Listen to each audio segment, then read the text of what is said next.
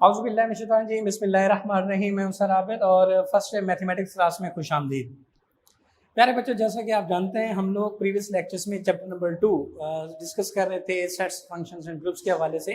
तो उन तीनों टॉपिक्स में से हमारा जो फर्स्ट है जी सेट्स, हम उसको डिस्कस किया। सेट्स की प्रॉपर वो अपना जो डेफिनेशंस थी हमने उनको डिस्कस किया। एक्सरसाइज 2.1 भी कंप्लीट की। आज हम चैप्टर नंबर 2 को आगे करते हैं, आगे बढ़ाते हैं। आर्टिकल है आज हमारे पास यूनियन और इंटरसेक्शंस ऑफ सेट्स के हवाले से। एक्सरसाइज 2.2 टॉपिक चैप्टर है जी सेकंड, सेट्स।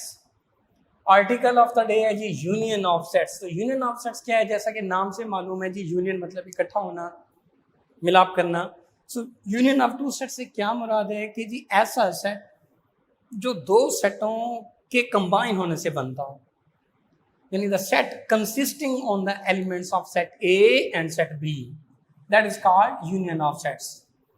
डेफिनेशंस यहाँ पे लिखी है, मैं उसको डिस्क्राइब करता हूँ। Union of two sets A and B, कोई से आपके पास दो सेट्स हैं, सेट ए और set B, is defined as the set consisting on the elements of both sets. The set consisting, ऐसा सेट जो मुश्तमिल हो किन पर, on both elements of both sets, दोनों सेट्स के एलिमेंट्स पर कंसिस्ट करता हो, that is called union of sets.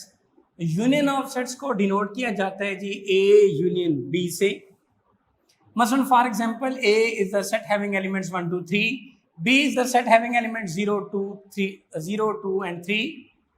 So A union B is equal to set A union set B. So A union B is the set consisting on both. तो 0 1 2 3। याद रखें, union of sets में हर element एक दफा लिखा जाएगा, चाहे वो सेट ए में प्रेजेंट हो चाहे वो सेट बी में प्रेजेंट हो। रेपिटेशन जो है वो सेट्स में नहीं होती, ना ही आप लोगों ने रिपीट करना है, कोई एलिमेंट दो दफा राइट नहीं करना है। जैसे 0 जो है वो सेट बी में था, सेट ए में नहीं है, तो यूनियन में 0 भी आया। 1 सेट ए में है, सेट बी में नहीं है, तो 1 भी राइट किया। 2 एक ऐसा एलिमेंट है और 3 भी जो दोनों सेट्स पे मुश्तमिल है, लेकिन दोनों को हमने एक एक दफा लिखना है। So there is no repetition in sets. Similarly, intersection of sets में is defined as the set consisting on the common elements which are present in A and B. ऐसा सेट जो दोनों सेट्स के कॉमन एलिमेंट्स पर consist करे, यानी वो elements जो सेट ए में भी हो सेट बी में भी हो, तो उन पर कंसिस्टिंग जो सेट है वो कहलाता है इंटरसेक्शन ऑफ सेट्स। और इंटरसेक्शन ऑफ सेट्स को डिनोट करते हैं जी ए इंटरसेक्शन विद बी। मसलन फॉर एग्जांपल, सेट ए और सेट बी दोनों आपके पास यहाँ पे मौजूद हैं, तो इनका ए इंटरसेक्शन बी क्या होगा? वो सेट जो दोनों कॉमन पर कंसिस्ट करता हो, तो कॉमन एलिमेंट्स हैं जी 2 और 3, इसमें भी हैं इसमें भी हैं। सो 2 और 3 एक ऐसा सेट है जो सेट ए और सेट बी दोनों के कॉमन पर कंसिस्ट करता है। तो दो सेटों के कॉमन पर कंसिस्ट करता हुआ सेट वो क्या कहलाएगा? इंटरसेक्शन ऑफ सेट्स कहलाता है। उसके बाद एक और डेफिनेशन का टर्म हम यूज करते हैं जिसे हम नाम देते हैं डिसजॉइंट सेट्स। अब ये डिसजॉइंट सेट्स क्या होते हैं जी? ऐसे दो सेट्स ए और बी डिसजॉइंट्स कहलाएंगे, गैर मुश्तरिक कहलाएंगे, जिनमें कोई भी एलिमेंट कॉमन ना हो, कोई भी एलिमेंट मुश्तरिक ना हो, वो दोनों सेट्स क्या कहलाएंगे? डिसजॉइंट सेट्स कहलाएंगे। मसलन जो डेफिनेशंस मैंने यहाँ पे लिखी, sets are said to be disjoints, disjoint कहलाएंगे if they have no common elements, अगर उनमें कोई भी एलिमेंट्स कॉमन ना हो। मसलन फॉर एग्जांपल, सेट ए है जी हैविंग एलिमेंट्स 1 2 3, सेट बी आपके पास कंसिस्ट करता है एलिमेंट्स 4 5 6, तो इन दोनों का जो इंटरसेक्शन है दैट इज 5 या एम्प्टी, यानी कोई भी एलिमेंट्स इन दोनों में कॉमन नहीं है। सो जब कोई भी एलिमेंट्स दो सेट्स में कॉमन ना हो, so these sets are called disjoint sets. उसके बाद बड़ी इंपॉर्टेंट टर्म यूज करते हैं, एग्जाम्स में भी लास्ट में पूछी जा सकती है, ओवरलैपिंग सेट्स। अब ओवरलैपिंग सेट्स क्या होते हैं? Two sets A and B are said to be overlaps if they have at least one element common. अगर दो सेटों में कम से कम एक एलिमेंट ऐसा हो जो कॉमन हो, यानी उनका इंटरसेक्शन एम्प्टी ना हो, तो वो दो सेट्स क्या कहलाएंगे, ओवरलैप कहलाएंगे। मतलब फॉर एग्जांपल सेट ए है जी 1 2 and 5 are the elements of set A and 2 4 6 are the elements of B, then there intersections having elements 2। So 2 एक ऐसा एलिमेंट है जो दोनों में कंसिस्ट करता है। तो इंटरसेक्शन जब लिया तो वो जो सेट बना एलिमेंट है जिसमें 2, तो इन दोनों का इंटरसेक्शन एम्प्टी नहीं आया, कोई ना कोई एलिमेंट्स कॉमन जरूर आया। So that's why these two sets are called overlapping sets. तो ये सेट्स क्या कहलाएंगे, ओवरलैपिंग कहलाएंगे। इसी तरह से अमूमन हम लोग अपने इस चैप्टर में एक सेट जिसे हम यूनिवर्सल सेट का नाम देते हैं, मेजॉरिटी मोस्टली टाइम में यूज होता है, a set which is under consideration. ऐसा सेट जो अंडर कंसीडर हो, जिसको डिस्कस किया जा रहा हो, जिसको जेर बहस लाया जा रहा हो, तो इज कॉल्ड यूनिवर्सल सेट। और यूनिवर्सल सेट को कैपिटल यू से जो है डिनोट करते हैं। और ये universal set is the super set of all sets A B C. तो बाकी जितने सेट्स हैं वो यूनिवर्सल से छोटे होते हैं, सबसेट्स होते हैं, जबकि यूनिवर्सल जो है वो super set of all sets. उसके बाद आता है जी कॉम्प्लीमेंट ऑफ अ सेट। तो कॉम्प्लीमेंट हम किसे कहते हैं, let A be a subset of a universal set. A जो है वो छोटा सेट है, सबसेट है किसका, यूनिवर्सल सेट का। Then complement of A is denoted by, तो फिर जो ए का कॉम्प्लीमेंट है, ए को जो कंप्लीट करेगा, जो ए की तकमील करेगा, उसको डिनोट करते हैं ए प्राइम से। पढ़ते हैं इसको ए कॉम्प्लीमेंट, या ए के ऊपर स्मॉल सी राइट कर दिया जाता है जिसे हम फिर पढ़ते हैं ए कॉम्प्लीमेंट, या हम उसको राइट करते हैं यू डिफरेंस ए, या हम लिखते हैं यू माइनस ए। तो इनमें से कोई भी सैंपल जो है वो यूज की जा सकती है for the complement of a set के लिए, कि जब एक सेट सबसेट हो किसका, यूनिवर्सल सेट का, तो फिर उसका कॉम्प्लीमेंट कैसे फाइंड किया जाएगा, यू माइनस ए या यू डिफरेंस ए, या उसको सिंबॉलिकली ए प्राइम या ए के ऊपर स्मॉल सी राइट कर दिया जाता है। तो ये सारी सैंपल्स किसको शो करते हैं, कॉम्प्लीमेंट ऑफ द सेट को।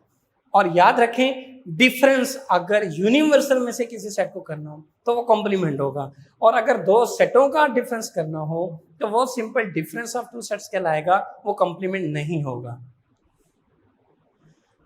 तो set of all elements of U, यानी यूनिवर्सल के वो तमाम elements which are not member of A, जो सेट ए में मौजूद ना हो।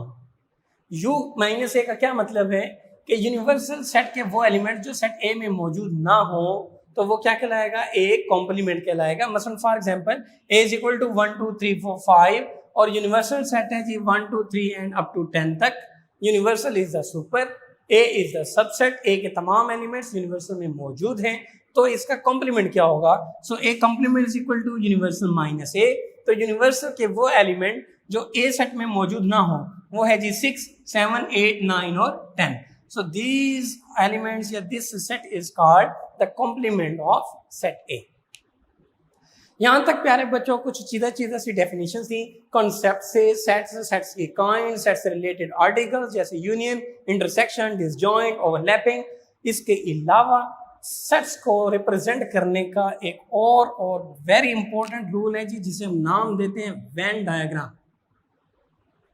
ये वेन डायग्राम क्या है जी, Venn diagram is used to explain the basic concepts of sets and relationships between them. Sets के दरमियान जो रिलेशन है, चाहे वो यूनियन है, इंटरसेक्शन है, कॉम्प्लीमेंट्स हैं, डिफरेंस हैं, या उनसे रिलेटेड जो बेसिक कॉन्सेप्ट्स हैं, तो उनको एक डायग्राम की फॉर्म में, फिगर फॉर्म में, पिक्टोरियल फॉर्म में राइट करना, डिस्कस करना, शो करना, that is called Venn diagram कहलाता है। 1881 में इंग्लिश मैथमेटिशियन जॉन वेन ने इनको मुतारिफ कराया था कि सेट्स को डायग्रामेटिकली जो है हम किस तरह से उसको रिप्रेजेंट करते हैं, उनके रिलेशंस को किस तरह से हम शो करते हैं, ताकि सेट्स को बजाय नंबरिंग में इतनी लॉन्ग कैलकुलेशंस की सिर्फ डायग्राम को देखते ही पता चल जाए कि वो रिलेशंस क्या शो करते हैं। सो प्यारे बच्चों, वेन डायग्राम को डिस्कस करने से पहले कुछ रूल्स हैं, कुछ पॉइंट्स हैं, कुछ आपके पास स्टेप्स हैं जिनको मद्देनजर रखना लाजमन होगा। So explanations with about Venn diagram.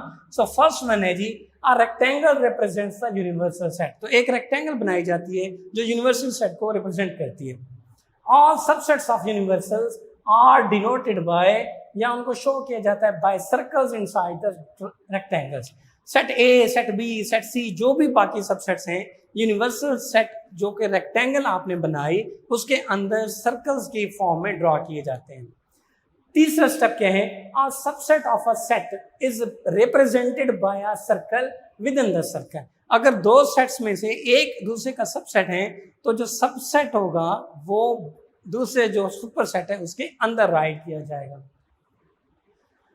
1 2 3 चौथा फोर्थ स्टेप है जी, union and intersections are indicated by overlapping sets.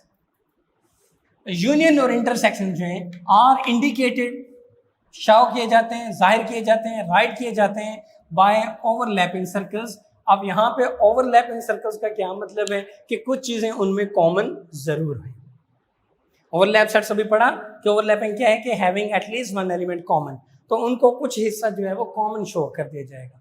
तो ये फॉलोइंग स्टेप्स हैं जी, जब भी कभी भी आपने सेट्स को वेन डायग्राम की फॉर्म में राइट करना हो तो इन फॉलोइंग स्टेप्स को मद्देनजर लाजमन होगा। पहली चीज कि रेक्टेंगल्स जो है वो बनाई जाती है, वो यूनिवर्सल सेट को रिप्रेजेंट करती है। फिर यूनिवर्सल्स के अलावा जितने आपके पास सेट्स हैं वो सब सेट्स कहलाते हैं। उन सब सेट्स को सर्कल की फॉर्म में, और वो सर्कल जो है वो रेक्टेंगल के अंदर ड्रॉ कर दी जाते हैं। तीसरी चीज क्या है कि अगर सेट्स जो है वो एक दूसरे का सब सेट्स हैं तो सुपर सेट के अंदर एक छोटा सर्कल लगा के उस सब सेट्स को ड्रॉ कर दिया जाता है। फोर्थ स्टेप क्या था? अगर यूनियन और इंटरसेक्शंस करने हो तो वो ओवरलैपिंग की फॉर्म में जो है उनको राइट कर दिया जाएगा। So exercise 2.2 question number 1, exhibit A union B and A intersection B. A union B और A intersection B find out कीजिए by Venn diagram. Venn diagram की मदद से, जब कंडीशंस गिवन है कि A is the subset of B. A is the subset of B का क्या मतलब है कि ए के तमाम एलिमेंट्स बी में मौजूद हो और ए जो है वो छोटा सेट हो सेट बी की निस्बत। सेट ए के एलिमेंट्स कम हो with as compared to elements of set B से। तो जनाब हमने ए यूनियन बी फाइंड करना है, ए इंटरसेक्शन बी फाइंड करना है। So A is the subset of B, A is smaller than B. मैंने यहां पे यूनिवर्सल सेट बनाया, यू को शो करता है। यूनिवर्सल्स के अंदर जो दो सेट हैं, सेट ए और सेट बी, उनको सर्कल्स की फॉर्म में ड्रा किया। सर्कल्स आपके पास इस तरह से बने कि A subset of B, A smaller है, बी ग्रेटर है यानी सुपर है। तो बी सेट जो है ये बड़ा सर्कल सेट बी को शो करता है। ए जो है जो कि सबसेट है, छोटा सेट है एज कंपेयर टू बी, तो हमने उस सेट बी के अंदर सेट ए को ड्रॉ किया। A is the subset of B, तमाम एलिमेंट्स ए के बी में मौजूद हैं, बट हम लेने जा रहे हैं यूनियन। यूनियन क्या होता है? The set consisting on both sets. तो सेट ए भी सेट बी भी दोनों को इकट्ठा शेड कर दिया, यानी तमाम एलिमेंट सेट ए के और बी के जो हैं वो यूनियन में मौजूद हो गए, फाइंड आउट हो गए। इसी तरह अगर ए सबसेट हो आपके पास बी, तो फिर इंटरसेक्शंस क्या होगा? चूंकि ए आपके पास है जी सबसेट, बी आपके पास है सुपरसेट, तो बी को मैंने राइट किया बड़े सर्कल से, ए को मैंने ड्रॉ किया स्मॉल सर्कल से। जब हमने इनका इंटरसेक्शन किया तो इंटरसेक्शन जाहिर सी बात है वो सबसेट होता है, तो set A is the common portion of A intersection B.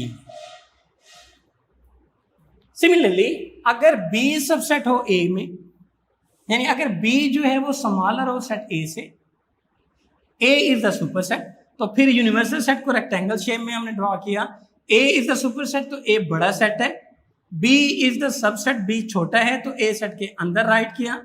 अब चूंकि यूनियन है तो ए और बी सारा शेड हुआ, so all elements of set A and B are set to be A union B.